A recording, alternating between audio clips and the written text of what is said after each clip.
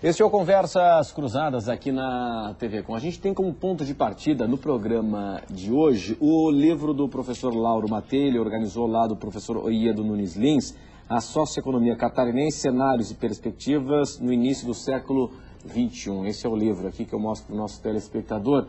E a gente está discutindo o seguinte, vem cá, o modelo econômico catarinense, ele está adequado àquilo que exige o mercado, àquilo que exige a situação atual? Ou ele está defasado, serviu muito para os anos 60, 70 e agora estaria ultrapassado? Qual é a tendência, qual é a perspectiva? Daqui a pouco aqui a pergunta do Rodrigo Lócio e a visão da indústria catarinense pelo aspecto da inovação. Tem tudo a ver com a manifestação anterior do professor Pedro. Daqui a pouco a pergunta aqui do Rodrigo Lócio. A gente chegou nessa situação, isso em função das mudanças e daquilo que foi feito na década de 90, é isso, professor?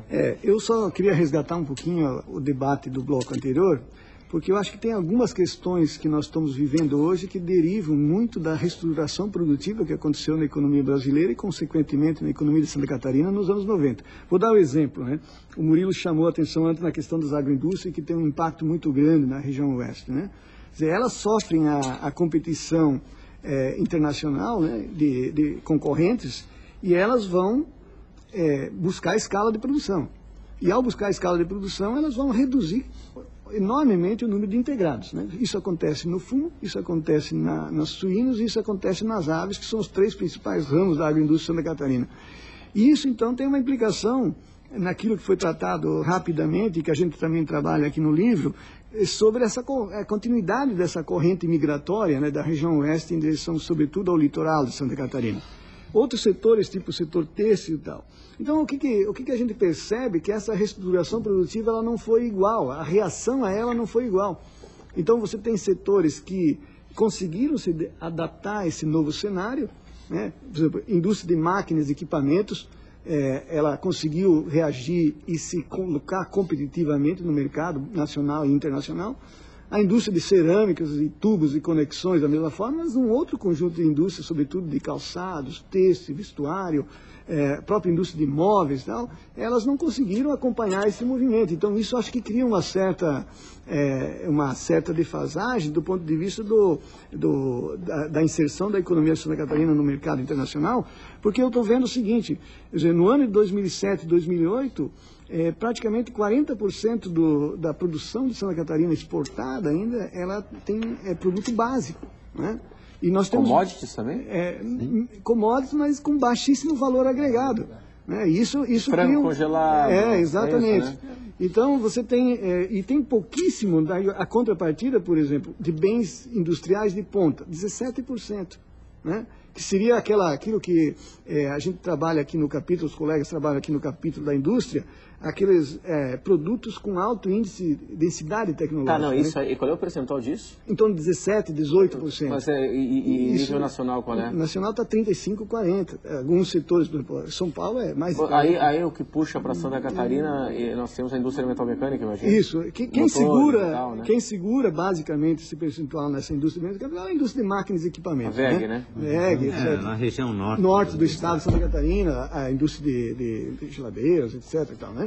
Então, eu acho que aqui tem um problema que isso traz uma consequência para o conjunto da indústria de Santa Catarina, que é um pouco como você tem que lidar de tal forma que teria que ter uma política de incentivo à inovação tecnológica, que esses setores também que compõem o conjunto da indústria de Santa Catarina conseguissem avançar também, né?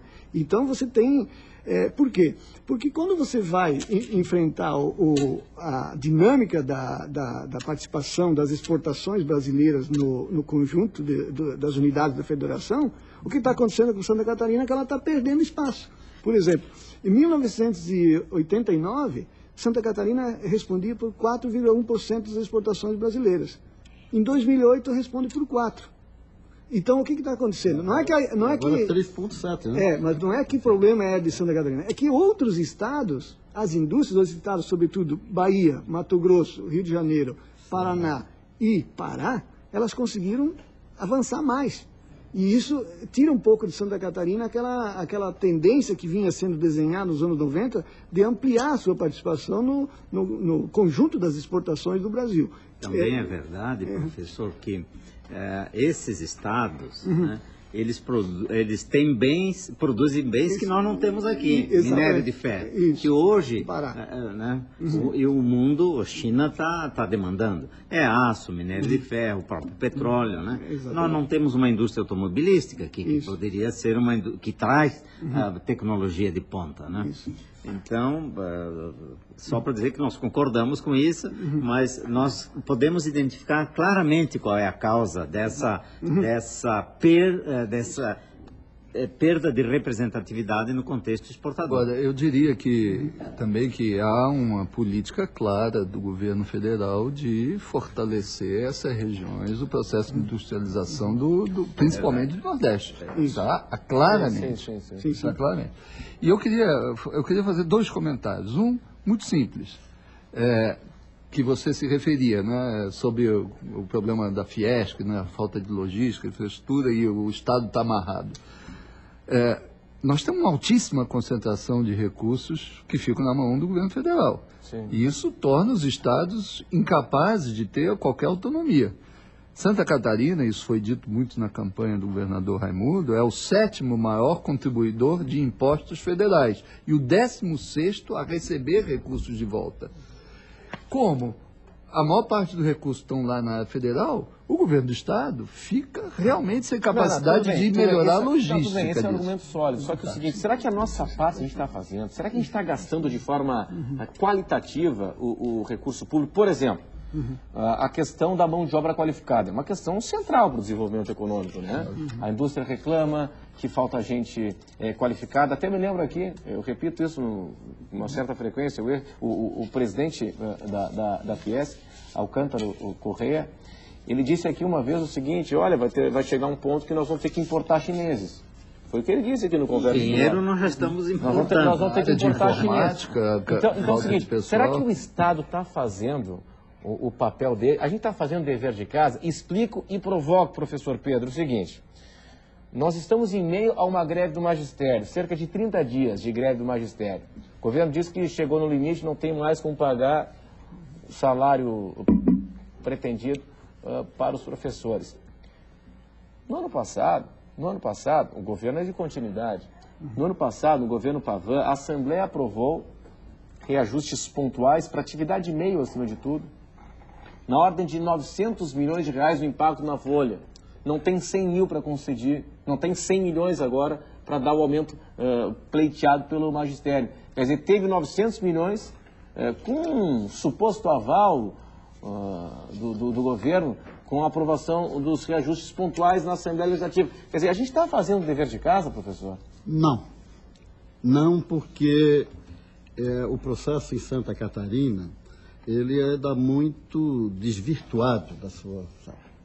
Olha só, enquanto o professor, que é a essência do início do processo educacional, principalmente o professor de 1º e 2º grau, ele está mendigando nas ruas que o que ganha é insuficiente, né? Nós vemos que os recursos do Fundeb para a educação foram desvirtuados aqui em Santa Catarina. Foram colocados à disposição da Assembleia, colocados à disposição do Magistério, do Ministério Público, tudo isso. E se abandona a categoria. Eu queria lhe dizer, o Renato, e aos seus telespectadores, de que o Brasil parece que tem um bicho amarrado contra a educação. Não é só a educação primária em Santa Catarina, mas é a educação de nível médio e a educação superior. Os professores universitários das universidades federais amargam aí 8, 10 anos patinando em cima de solicitações de melhoria de salários e, periodicamente, as universidades ficam com seus quadros de professores devasados, porque ou os professores se aposentam no tempo hábil e não ficam um dia a mais nas universidades em busca de complementação salarial, ou o mercado absorve esses professores, os pesquisadores, os doutores, os mestres que temos lá. Então isso gera uma condição que não prepara adequadamente a nossa mão de obra. Eu lamento quando o Dr. Glauco diz que amanhã depois já estamos importando engenheiros, né? Que é uma profissão, uma atividade humana que é necessária no processo de industrialização e de formação de tecnologia dentro do país. Então, nós estamos vivendo aqui em Santa Catarina dificuldade da formação de mão de obra. Então, a gente vê, por exemplo, que todo mundo reclama que há vagas de trabalho, mas não há mão de obra suficiente com conhecimento. Veja, por exemplo, uma coisa que não é bem, nós precisamos vender aqui para o nosso Estado, para os nossos dirigentes, para os nossos gerentes, e aí eu acho que nós temos um problema de gestão pública nesse Estado, que é a necessidade de ter bons administradores com bons projetos para viabilizar esses projetos. Você veja o seguinte, Renato, nós temos 102 mil catarinenses com renda abaixo de R$70. Sim. Esse pessoal não tem acesso a nada. Aí você pega, mas Santa Catarina é o melhor estado do Brasil, é 1,6 só aqui que tem essa renda de miséria. Mas, meu Deus, 102 mil catarinenses é uma cidade do porte de Itajaí, mais ou menos, por exemplo, Balneário, que não tem renda nenhuma. Essas pessoas ficam completamente fora do mercado de trabalho. Pode ter vontade, mas não tem competência. Mas a culpa não é do cidadão, a culpa é da estrutura, é do processo, é do conjunto de forças que tem que se montar nesse Estado para melhorar as condições da sociedade brasileira. Porque eu concordo com o Dr. Glauco o seguinte, exportar commodities, exportar produtos primários não é pecado nenhum, porque o mundo todo vai comer e sempre vai comprar. Agora, temos que ver o que a produção agrícola, o que a produção primária está remunerando a classe social. Porque nós temos aí, viu, doutor Flores, uma coisa muito importante, porque a par da qualificação do trabalhador está relacionado à renda do cidadão. E a renda tem uma relação muito próxima do consumo. E se não houver consumo, não aumenta o bolo de riqueza desse Estado. Então, a gente sente, por exemplo, eu li esta semana que as 4 maiores empresas na área do vestuário, na área do tecido, na área de produção do vestuário da cidade de Brusque, estão todas sob recuperação judicial. Isso é um pecado, permitir que essas empresas que atuaram durante séculos e que precisam se modernizar para disputar um mercado muito concorrido a nível internacional, estejam lutando para não fechar suas portas e desempregar seus trabalhadores. Bom, eu preciso chamar um intervalo comercial, presidente, por gentileza. Tem aqui o Fernando na Lagoa, o Lost também pelo Twitter. A gente vai para o intervalo e, em instantes, a gente retoma este assunto e atende as perguntas de vocês. Até já.